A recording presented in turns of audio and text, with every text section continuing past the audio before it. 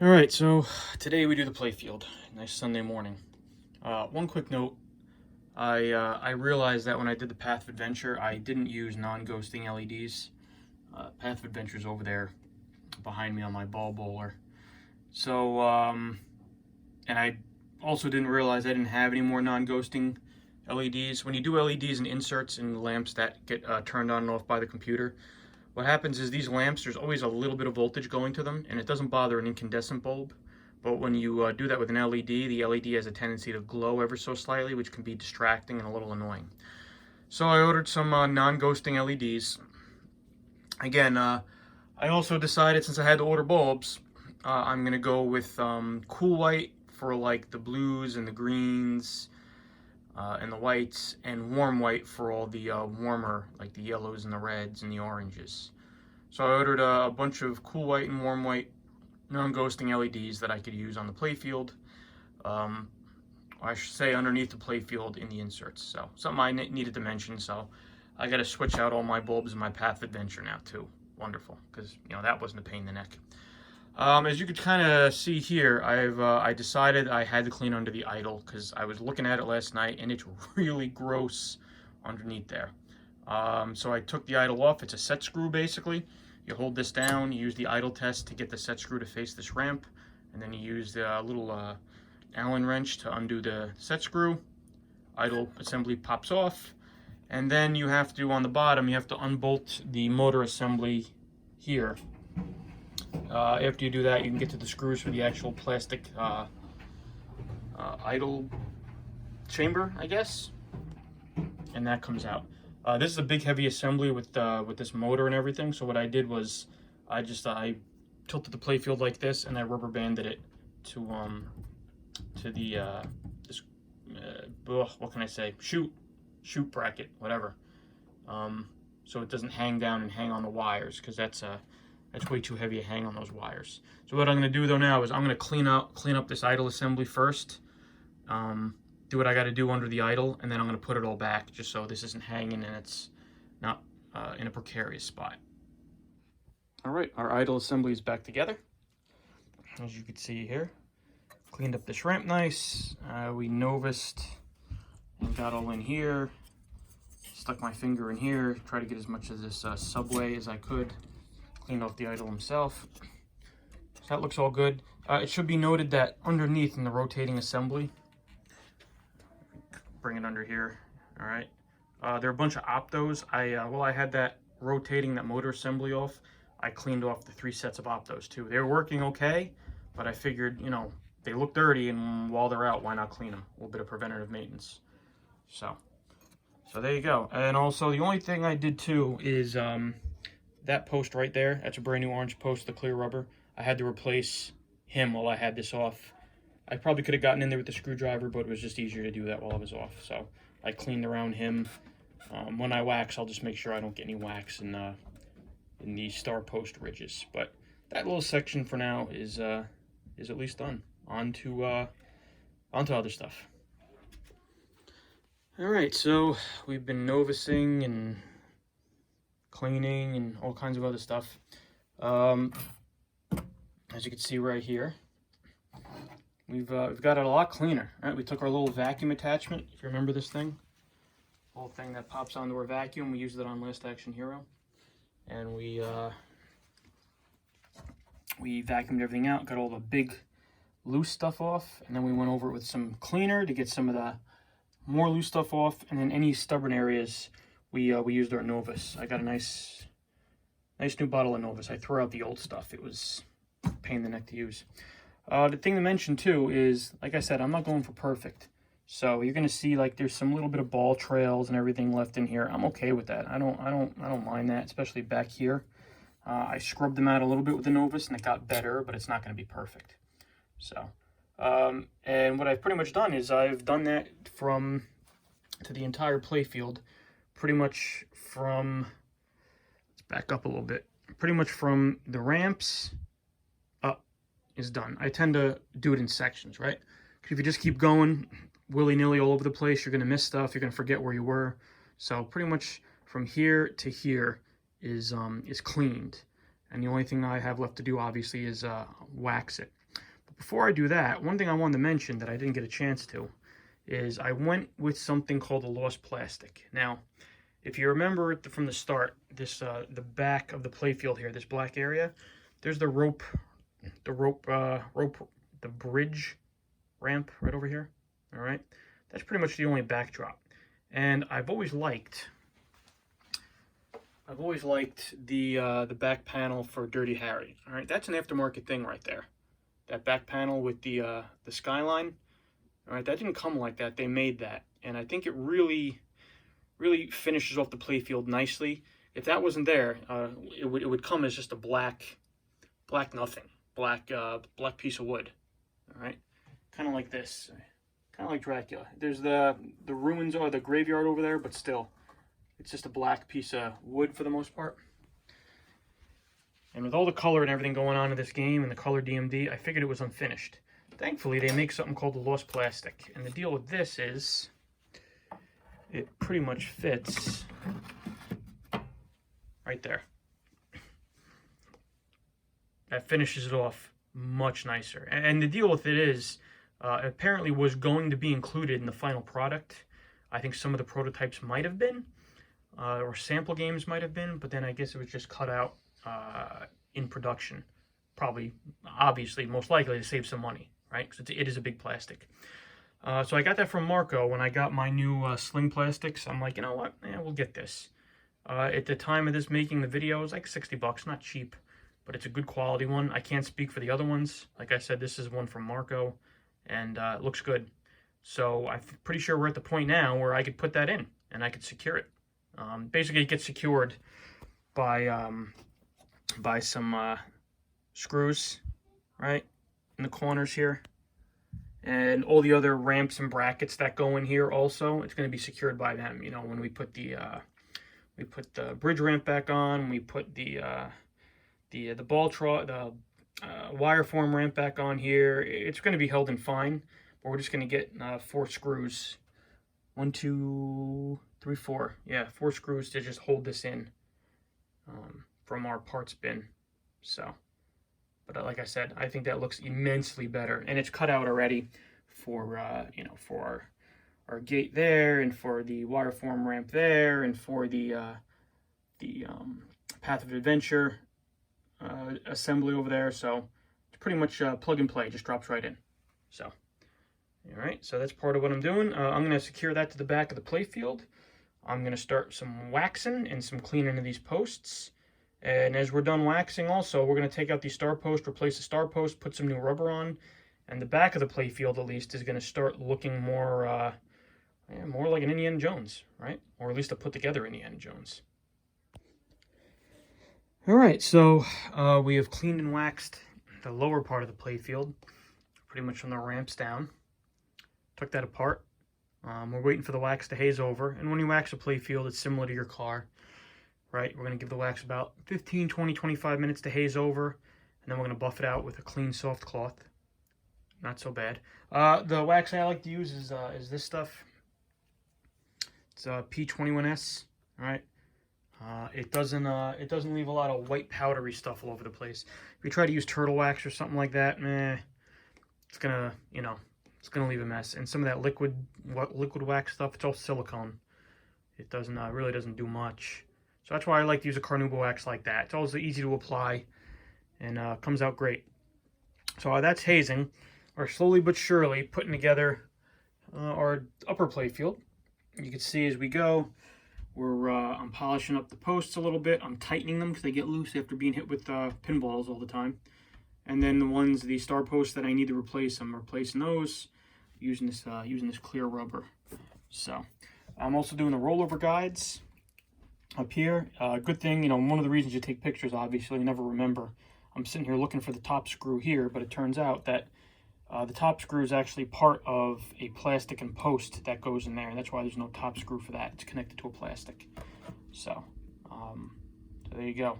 The other thing I like to do is, before I forget, as soon as you remember, is put the general illumination bulbs back in for like under the plastics in the corners. All right.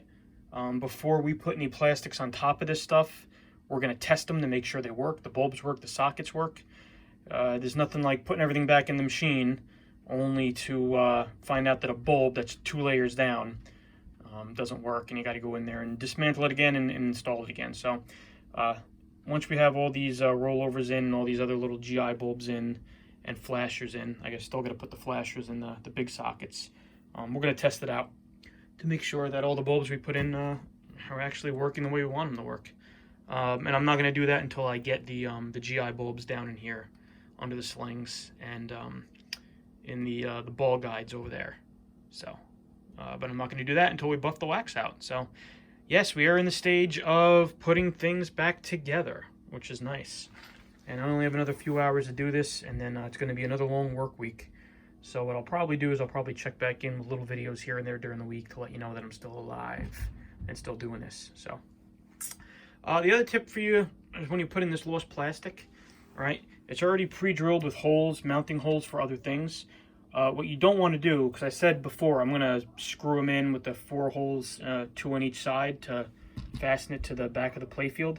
Don't do that until you have other stuff mounted, all right? Put your mounting screws in to where they mount the ramps up and the brackets up, then screw it in. Because if you screw it in and these holes aren't aligned, you're never going to be able to get it. All the brackets and everything you have to mount, you'll never be able to get them in correctly. So, just a little tip for you from me. All right, well, we'll continue with this and we'll come back. All right, getting it back together. We're putting as much as we can on without having to do the path of adventure. And I also have to leave room. I still got to replace my drop target, pop bumper assemblies. I got to do the drop targets too, but that's all accessible under the playfield. The pop bumpers, I need to get above it and do the bulbs and do the caps. So I've gotten a lot of it on. Let me take a look. Pretty much everything I can. And the main reason I'm doing this is I'm trying to get my bench clear. We're trying to make some more room on top of my bulb bowler here. So any little thing I can do, I've been doing, trying to get it out of the way, as you can see here. So starting to come back together. Once I get my LEDs, I could put my Path of Adventure back on and all the ramps and everything in the back. So I think it's probably the next step. Put the bulbs in the Path of Adventure, get that set up, and then really got to do those pop bumpers. I've been putting it off. I don't know why. I've been putting off doing the pop bumpers, but I really need to get that done so I can move on. So anyway, that's going to do it for now. I know the last episode was fairly long. This is fairly short, but more to come, that's for sure. Indies coming together. All right, fast forward to Friday afternoon. I didn't have any time to do anything this week. I think the last time you saw me, the last video, or last part of this video was shot on Sunday afternoon, so almost a full week later. So a couple little caveats, developments during the week. Number one, I realized how stupid it was, right? If you remember when we redid our drop targets, right? We just kind of put new stickers over the old ones and we reused the old drop targets. I kind of came to my senses. I bought all new drop targets. All right, so now all the drop targets are new. I had to rebuy the decals since I put the decals on the old ones, which is kind of stupid. I mean, listen, I don't know what I was thinking, but these drop targets are like $2, $3 each. So I bit the bullet and I bought another 3 drop targets. The one for the rear drop target that was broken, and 2 more for the center. So now I have all new drop targets on the center drop target. That assembly's done. I installed them. I didn't show you, no reason to. And I have my new drop target on my rear drop target assembly. And while I was at it, since I was placing an order for parts, even though I have that box of springs right here, I ordered a new drop target spring too. It was like $1, whatever, right? Cleaned up all my hardware and everything. These drop targets are from Pinball Life. They're good quality. I like them. So now what I got to do with this is I got to go and I got to bolt all the other things, the little coil to it, the couple coils and the switch. And I took pictures before I dismantled this whole thing. So hopefully it's good enough that I can get this back together. And when I do, I'll stick it on the playfield and I'll come back and I'll show that to you on the playfield.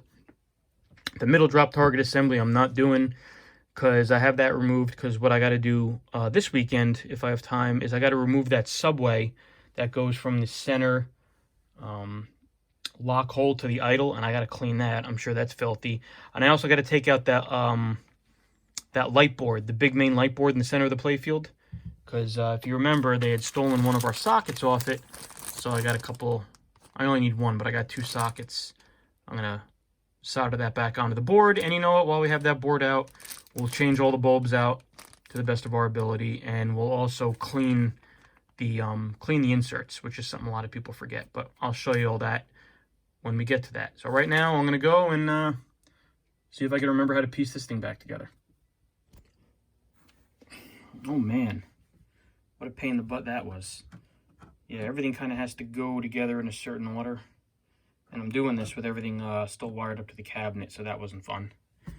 So just make sure I didn't bend anything horribly. No, it's not shorting anything. Good here. Our switch, we'll bend that down so it's not shorting against this back plate. Make sure it's plugged in, and we look okay. All right, so that's good, I think. Bring the plate down, and there's our new drop target right there. Boom, down he goes. So, and then that allows us access to the to hit the captive ball, obviously. So, all right, great. You know what we'll do too. What we should have done, we probably should have cleaned this insert while we were here, but not a big deal. We'll get in there with a long Q-tip, and we'll do that later. But again, that's another assembly fixed, ready to go, and I have off my bench and in the game, and that's what I'm looking to do at this point. So, very nice. All right, skipping around again, we have our slingshot, our new slingshot plastic over there. And what I do, and I'm sure you've probably heard of this, is I get these little Lexan plastic washers.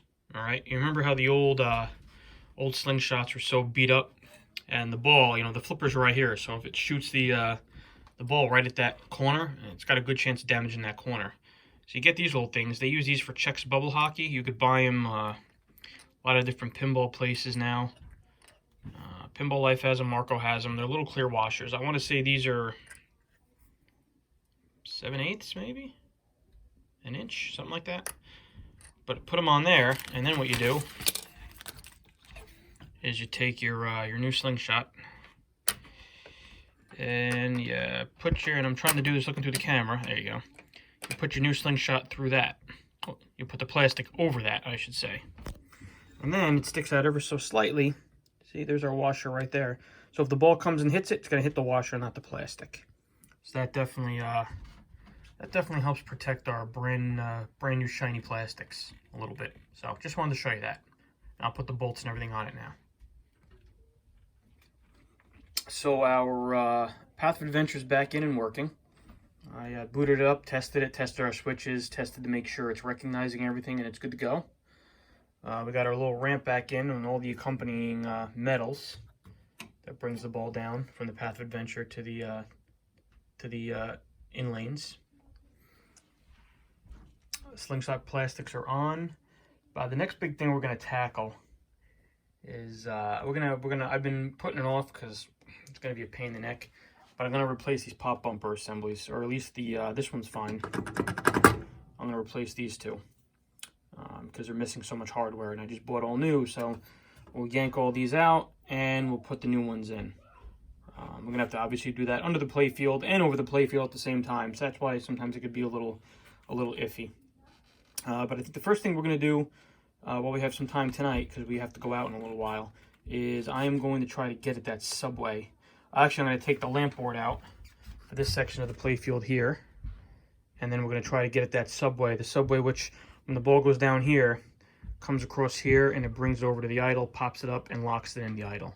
So I'm going to take care of that in just a moment, and I'll take everything off, and I'll show you once I get that subway off. The problem with the subways is a lot of these ramps, under playfield ramps, which is what a subway is, they all have switches and optos in them, and they're all connected, and they're not, they don't have harnesses, so you can't easily unplug them. So we're probably going to have to take it off the bottom of the game, kind of let it hang and clean it in place. But it needs to get cleaned because those things get super gross, and we'll wax it too to make it a little bit better. So, and we'll clean the Optos, and we'll do all sorts of good stuff, and I'll show you.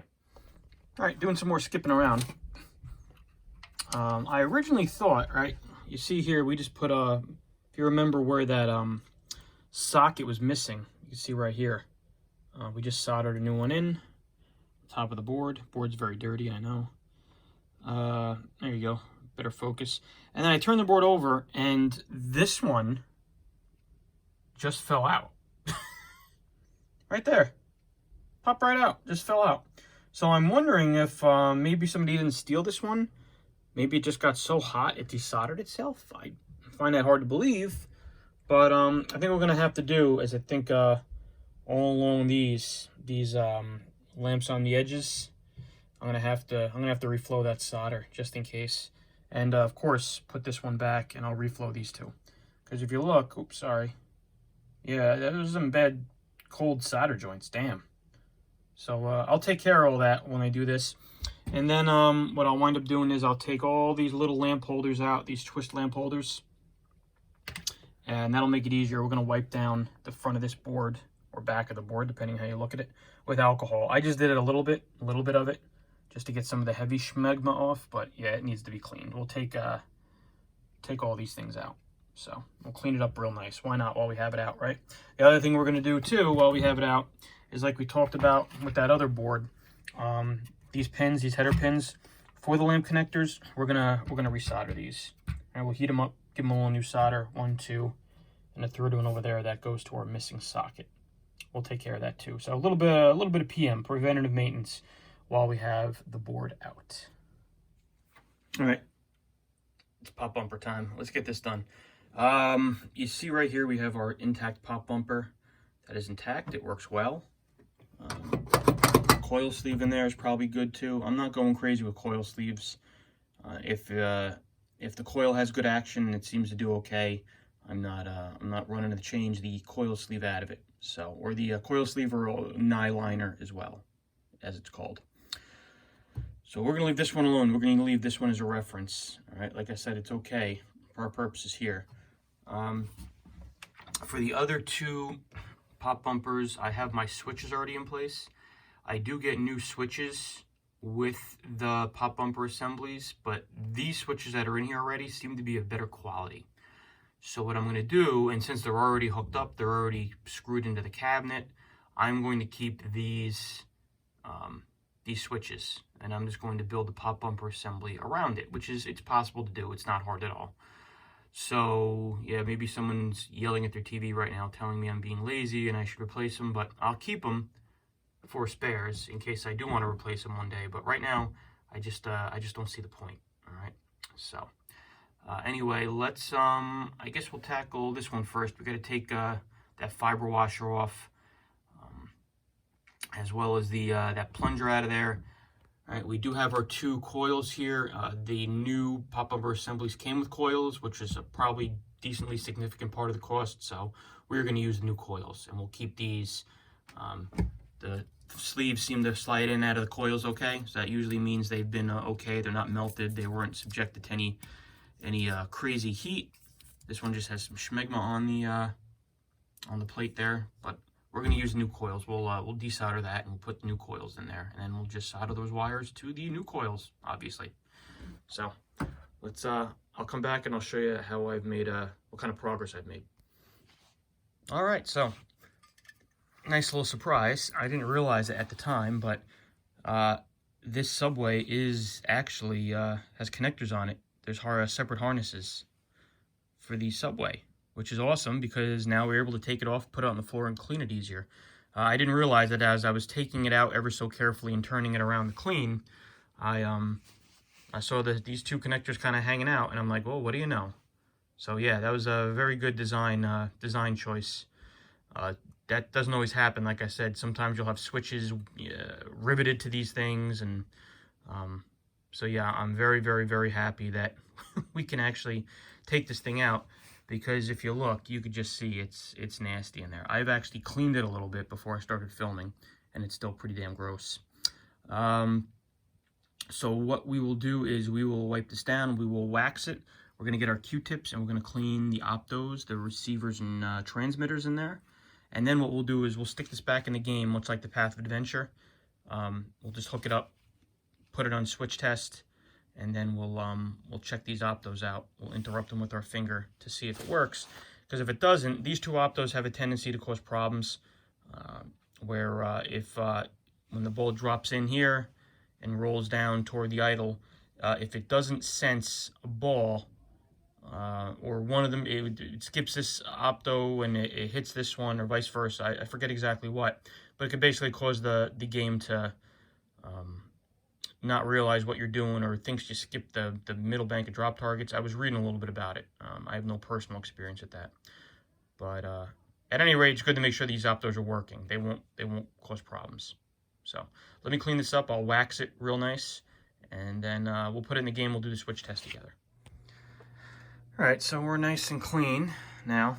I kind of propped it up on this wire loom here in place of where the that big lamp board would be. So let's test our optos.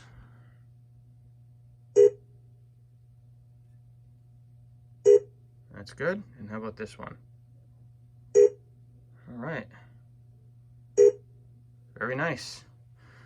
All right, so cool. So let's stick this back on the playfield.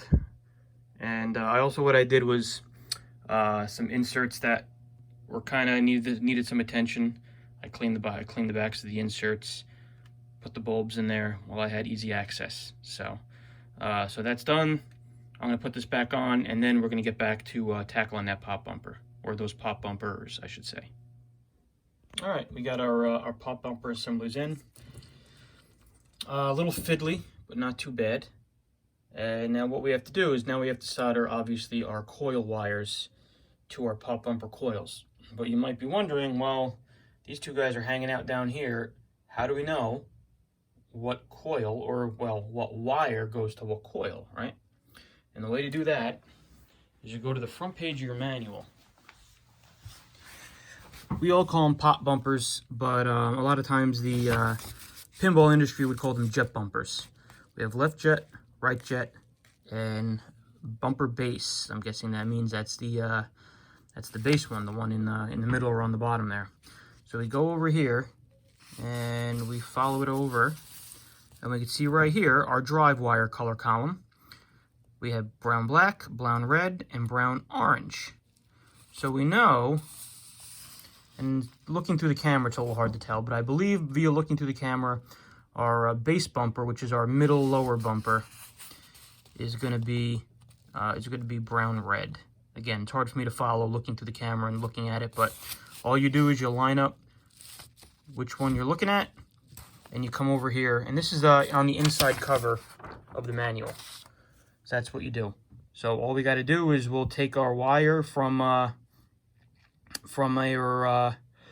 excuse me, from our coil that's hanging, and we'll put it on the appropriate coil. Now you wonder, it's called the drive wire color. So just something to keep in mind is the way this is designed is these coils are always getting power, and that little wire, the power is in those big wires here. All right, these two big wires are bringing the power to the coil. I think it's 50 volts. And then what this little wire does, this little wire basically completes the circuit for this 50 volts, grounds the coil, which gives the coil power, lets the coil fire. And the transistor is the thing that's doing that, and the pre-driver and yada yada, all that complicated stuff. But the thing to know is these coils are always getting power, and they're worked by, completing the ground, completes the circuit, and the coil fires. But as we can tell here, when we talk about that drive wire, here is our brown red, and here is our brown orange, or red or pink, or whatever the hell that is. And that is how we tell which of these coils is going to go to, or which of those wires, I said coils again, which of those wires is going to go to which pop bumper or jet bumper coil. Not too bad, right? So that's why a manual is so important. You could always ask for pictures of the bottom of someone else's playfield, but as you can see, that manual has helped us out several times now, and it's definitely a good resource to have, and you can get them online. To go to internetpinballdatabase.com. Williams and Bally stuff's available. Gottlieb, there's a guy, Steve Young, who has the copyright or owns the rights to all the Gottlieb stuff. He's actually not too far from me in Poughkeepsie, New York. My personal experience, he's a good guy to deal with, as long as you know what you want and know what you're talking about. So if you need a Gottlieb manual, you go see him. If you need any other manual, you can get them on the Internet Pinball database. Or I think International Arcade Museum probably has them too. So anyway, let me get my soldering iron. We'll take advantage of our service outlet there. Solder these wires on, put some bulbs in these pop bumpers, some new caps, and that's another aspect we can call done. And of course, we'll test them out. All right, so pop bumpers are wired up. Good to go. While I wired up and soldered those, not that you could see it, but I actually soldered up my my flipper coils and the switches. I figured while I had the iron out, I might as well get those done too. One less thing to do later, right? So just to check, right? Let's see if how our pop bumper switches are doing. We'll try our right one. We're in a switch edge test. There we go. We'll try our bottom one, or our base one. Bottom jet. And we'll try our left one. All right. So this one needs a little bit of adjustment, because when we're pushing over here, we're not getting any. Right there we are. Here we're not. We're getting around there. So yeah, we got a little bit of a dead spot. We got to move the spoon. We got to adjust that spoon. That triggers the switch when we push on this. So it works, but not reliably. Let's check this Opto. We never checked this one before. Good, that Opto works. Our subway's back in there. We know that works. We know these switches work. Those switches work. Okay, great. So we're in good shape. We're making progress. Making progress. So you know what? I want to check if this target works here. Our captive ball target. Let's see. Let's whack it. Yep. That's that target back there. Give you a front shot of it.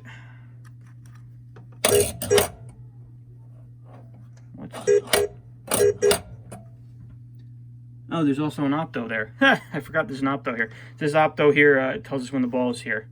Let's just try to manually close the switch back here then, shall we?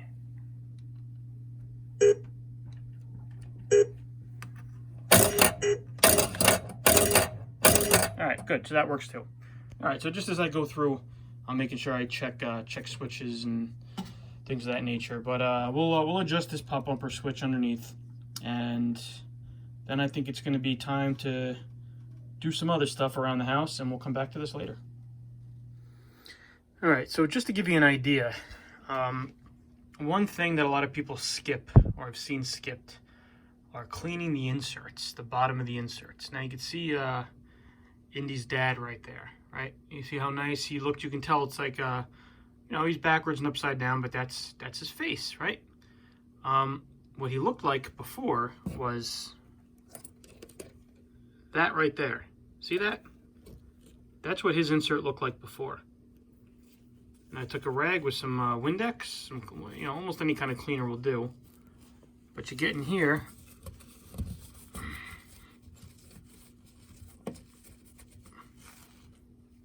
and look, now we can see it's actually Marion. A lot of these guys, they spend all this money on these super bright, awesome 10 LED non-ghosting, and they put them in, and they're like, oh, those LEDs aren't that bright. It's because they don't clean the inserts. They got to clean the bottom of the inserts, always. Look at it. That's that one insert. It's disgusting. All right, your lights are never going to look good if you don't clean your inserts. For little things like that you can't get into, you use a long Q-tip. If I can get one out of my bag behind me here, like this. And you get some Glass Plus on there, some Windex, and you get right in there. And that's what we're gonna do now. I did adjust that pop bumper down there. Fires nicely now, no problem. Nice and snappy. But I did this one to the flippers, and we're gonna go through from top to bottom and we're going to clean all our inserts, especially while we have that light board out. I mean, you could see how dirty some of these are, and we're going to get in there with Q-tips and rags, and we're going to clean all these out so they show up real nice. They're really going to pop with the LEDs once they're clean. So I'm going to get to doing that, and we'll come back. All right, we'll do a little update. Why not? Didn't have a ton of time this weekend to work on this, so didn't get as much accomplished. But I did cut a couple more pieces on. I got the ball guide here, and I got our flippers in and adjusted, and our flipper rubbers on. So I kind of like the clear flipper rubbers. I think that works out okay, actually. I'm liking it. I still got to go over here, and I got to put our ball guide on along with our gate. And yeah, I think we're really getting there. Still have some stuff to put on here. We still need the whole idle, the ruins, and all our ramps and everything up here. I'm not going to have time for that this weekend, though. So, one thing I do want to show you, because I don't know if anyone else is going to run into this, is I had an issue, got our drop targets back into. I had an issue where this drop target right here, get out of the way, harness, get you in closer. This drop target right here, you can see how the little blade for it, right there, next to my index finger to the right of it, when it comes down, it's supposed to interrupt this Opto here. There we go. Let me get my stupid finger out of the way. That blade right there, when it comes down, interrupts this Opto here. And what was happening was, it wasn't triggering that Opto. That was actually throwing an error message too. So what we did is, the interesting part was that when it was down, I would pull the drop target toward the Opto ever so slightly, like an 1/16 of an inch, and it would register. So what I had to do was I had to, if you could see between the target and the peg, the base peg, I had put a washer just to move that out ever so slightly. That thin washer between the, if you look right up from the black of the drop target, right up there. And that moved that out enough so when this target drops, it registers. Ooh, it registers that Opto. Before it wasn't.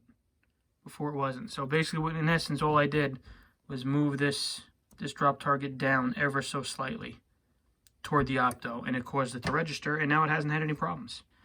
You can see we put this all back together, and it now resets everything the way it's supposed to.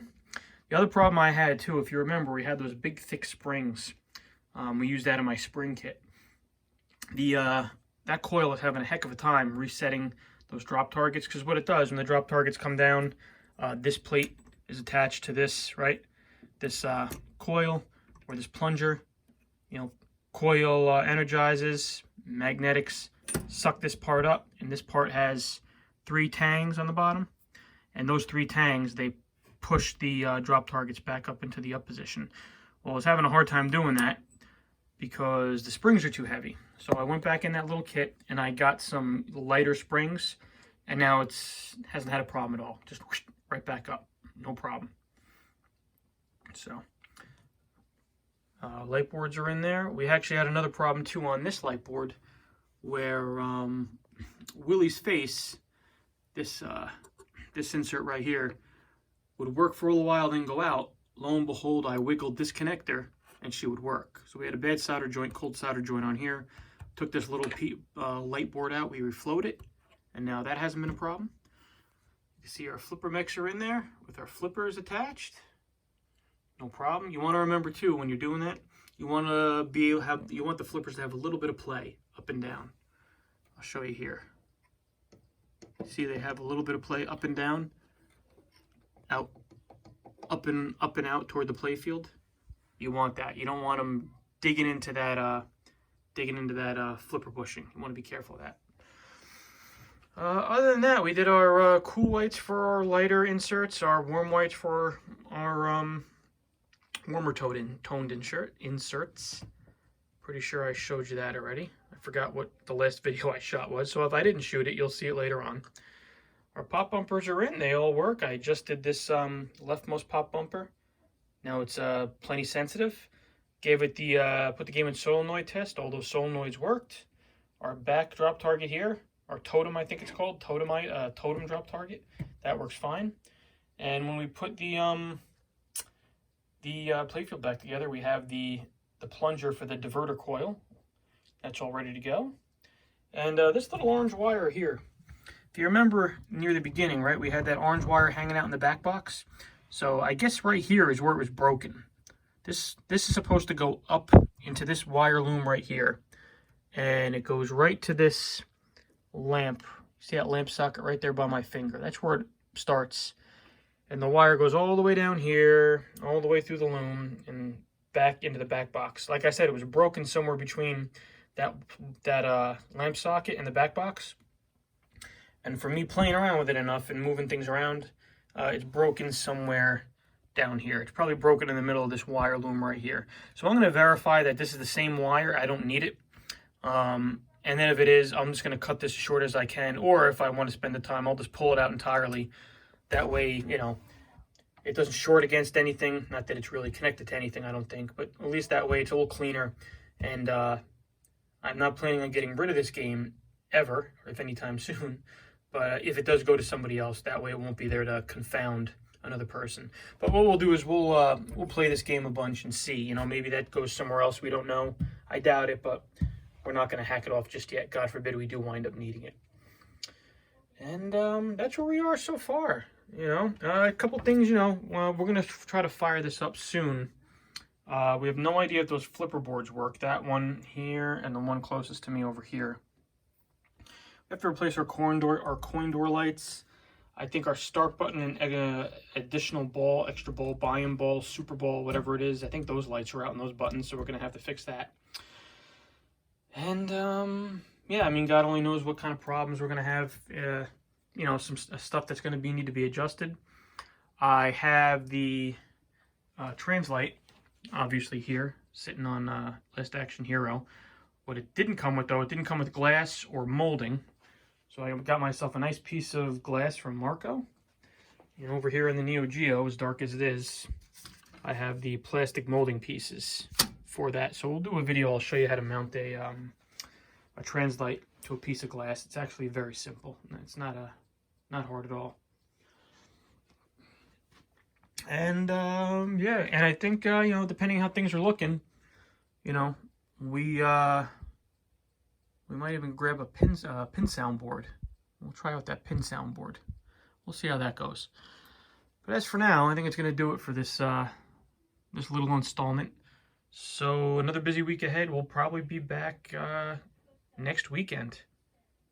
And maybe if we have time, we can get this thing at least finished up to the point where we can play a couple games and try it out. That's it's exciting. All right. Well, thanks for watching. And we will come back.